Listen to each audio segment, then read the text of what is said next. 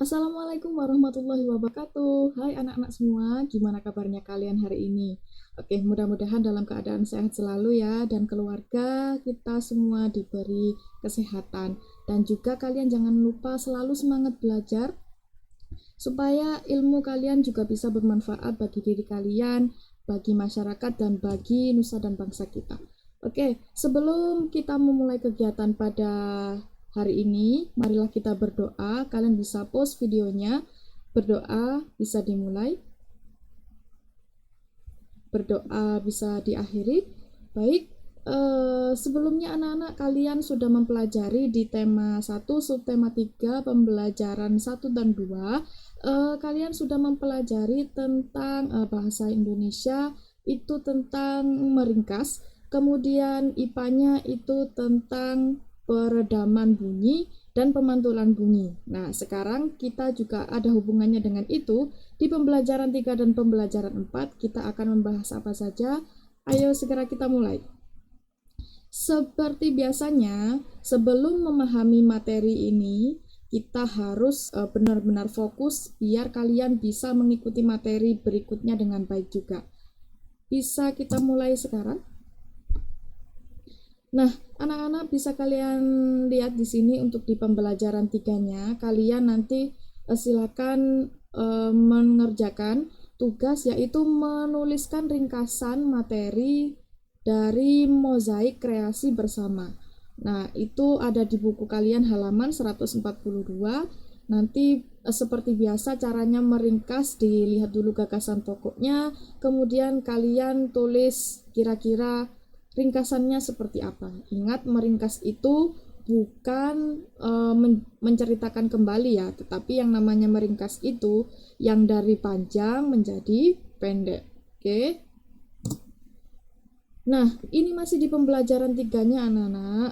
Kemarin sudah kalian praktekkan yang namanya pemantulan dan penyerapan bunyi. Kalau pemantulan bunyi itu kemarin misalnya kalian menggunakan gelas yang kalian bersuara di depan gelasnya. Kemudian kalau yang penyerapan bunyi yang kalian kemarin sudah praktek menggunakan selimut, dan juga kalian ada yang kemarin praktek menggunakan boneka. Nah, ketika kalian bersuara di depan benda-benda seperti boneka, seperti selimut, nah itu suaranya bisa menjadi mengecil. Nah, karena benda-benda yang lunak seperti kain, kemudian apalagi ya, ada busa, ada karpet dan lain sebagainya, itu bisa menyerap bunyi sehingga bunyi yang dihasilkan menjadi lebih kecil karena terjadi penyerapan di sana.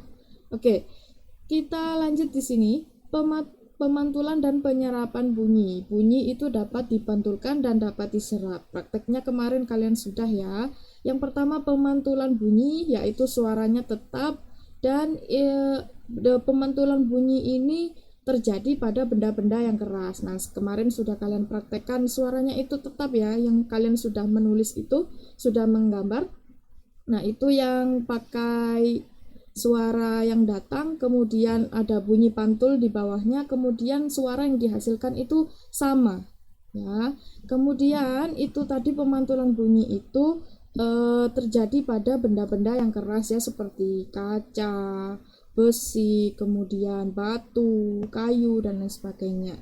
Kemudian yang selanjutnya, kalau kalian sudah tahu gimana bunyi itu memantul, selanjutnya kita akan membahas ke penyerapan bunyi. Seperti yang sudah kita bahas kemarin, penyerapan bunyi itu terjadi pada benda-benda yang lembut dan lunak. Nah, suaranya itu menjadi mengecil karena terjadi penyerapan di sana. Gitu ya. Nah, anak-anak di sini juga dilanjutkan untuk pembahasan bunyi pantul. Yang pertama, gaung atau kerdam. Gaung atau kerdam terjadi karena bunyi dipantulkan oleh dinding yang jaraknya tidak jauh dari sumber bunyi. Hal itu menyebabkan datangnya bunyi pantul bersamaan dengan bunyi asli yang sebelum selesai terucapkan. Akibatnya bunyi pantul mengganggu bunyi asli sehingga suara yang terdengar menjadi tidak jelas. Jadi biasanya anak-anak kalau bunyi pantul itu, ketika bunyi itu memantul memang suaranya sama, tetapi terkadang ada juga yang bunyinya itu tidak jelas ya, itu gaung. Nah, kemudian untuk yang selanjutnya ini gema. Nah, ini yang sering kalian dengarkan, lebih banyak mendengar gema daripada gaung. Jadi di sini dijelaskan gema terjadi karena bunyi dipantulkan oleh dinding yang jaraknya jauh dari sumber bunyi. Hal itu menyebabkan datangnya bunyi pantul setelah bunyi asli selesai terucapkan. Jadi, bunyi pantul yang terdengar lengkap sesudah bunyi asli. Gema sering terjadi di gua-gua, lembah-lembah, dan bukit-bukit yang jaraknya jauh serta permukaannya keras. Jadi kalau gema itu bunyinya masih terdengar ya anak-anak seperti bunyi aslinya, berbeda dengan yang ini tadi, yang sebelumnya. Kalau gaung itu sudah suaranya menjadi samar. Kalau yang ini, yang gema itu suaranya masih terdengar jelas. Jadi suaranya itu seperti mengulangi suara yang dilontarkan. Jadi misalnya kalian berkata A B C D.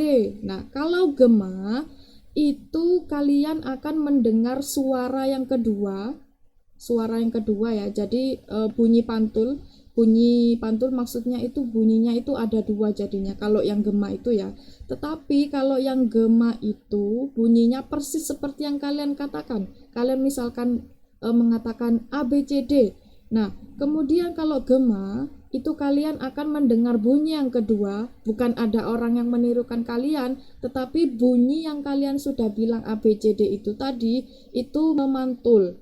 Nah, jadi terdengar juga sama persis A B C D. Ya. Kemudian kalau bedanya dengan yang gaung tadi, kalau yang gaung itu misalkan kalian berkata sama A B C D itu memantul juga, tetapi kalau gaung atau kerdam itu bunyinya menjadi samar. Jadi gitu ya perbedaannya gaung dengan gaung kerdam atau selanjutnya dibandingkan dengan gema, perbedaannya seperti itu tadi. Baik, untuk pembelajaran 3 sudah sampai di situ. Kalau kalian punya pertanyaan silakan kalian lontarkan di WhatsApp, nanti akan kita bahas bersama, kemudian nanti akan Bu Aziza beri konfirmasi. Silakan. Selanjutnya kita akan masuk ke pembelajaran yang keempat anak-anak. Nah, di sini kalian sudah sering mendengarkan yang namanya materi gotong royong ya.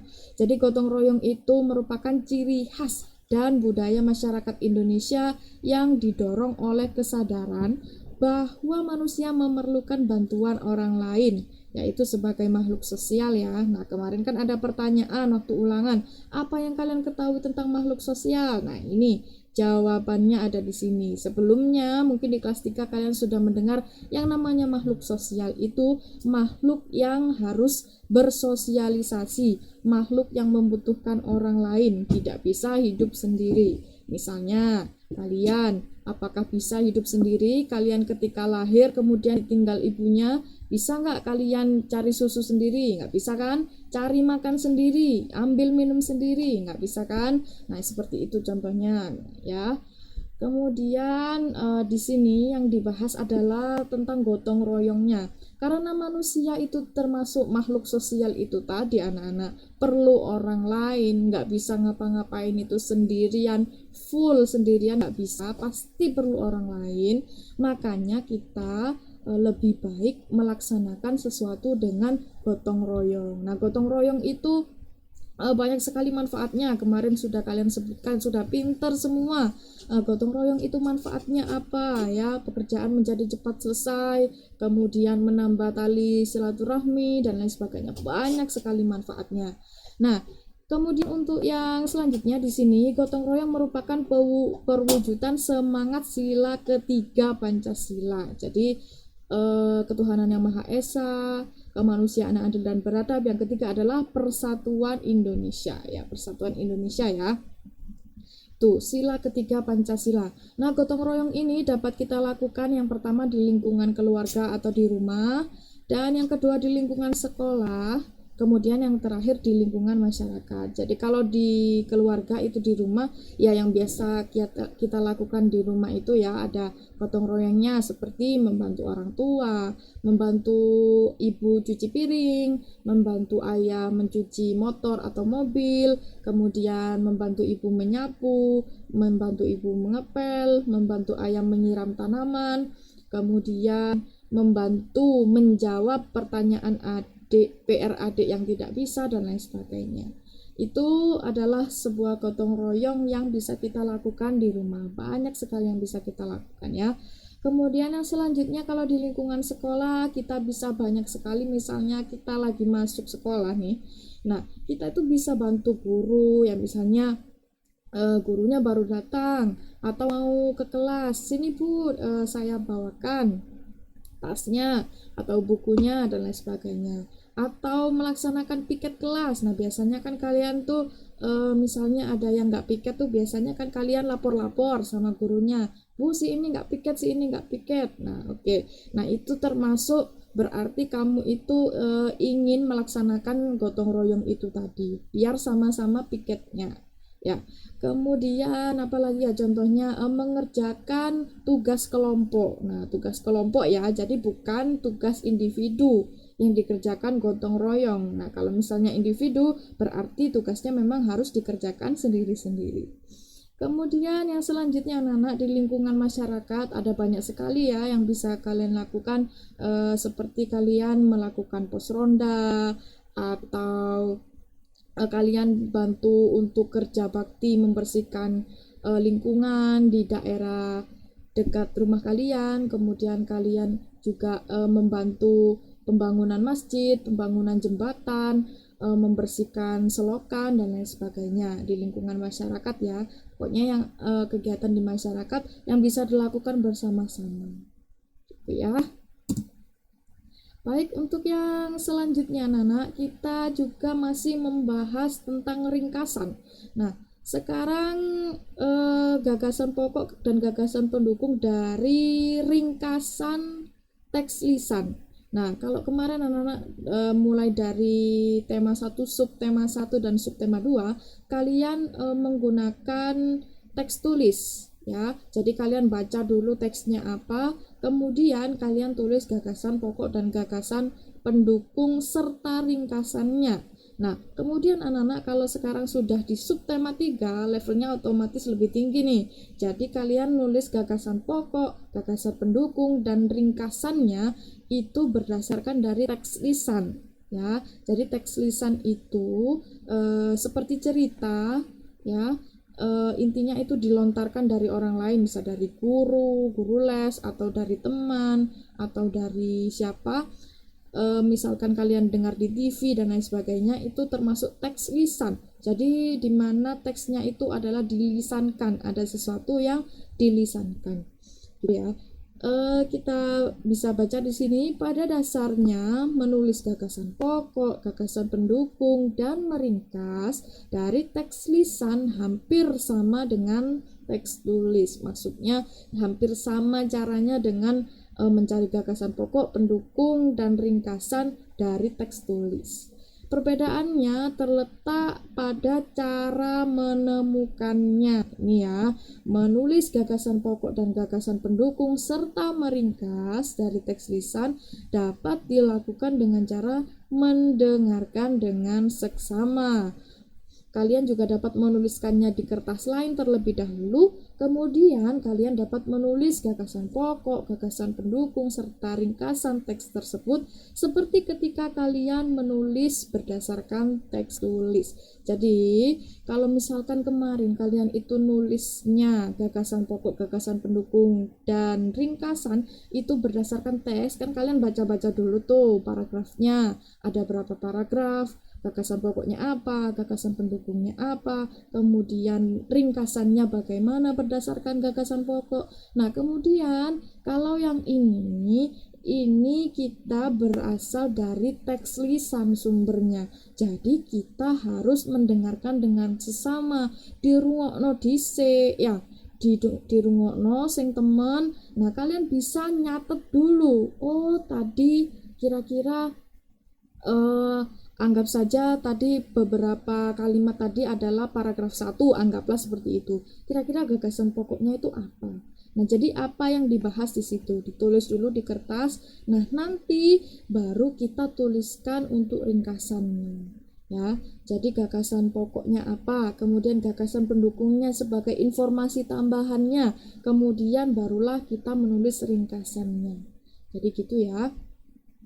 Gagasan pokok, gagasan pendukung, dan ringkasan dari teks lisan hampir sama dengan gagasan pokok, gagasan pendukung, dan juga ringkasan dari teks tulis. Seperti itu ya.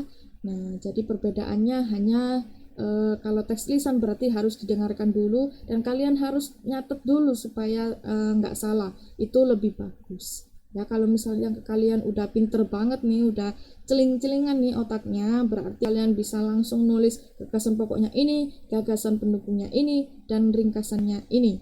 Nah, sedangkan kalau kalian masih di level belajar, kalian bisa tulis-tulis dulu di kertas coret-coretan, habis itu tentukanlah gagasan pokoknya, gagasan pendukungnya, dan juga ringkasannya.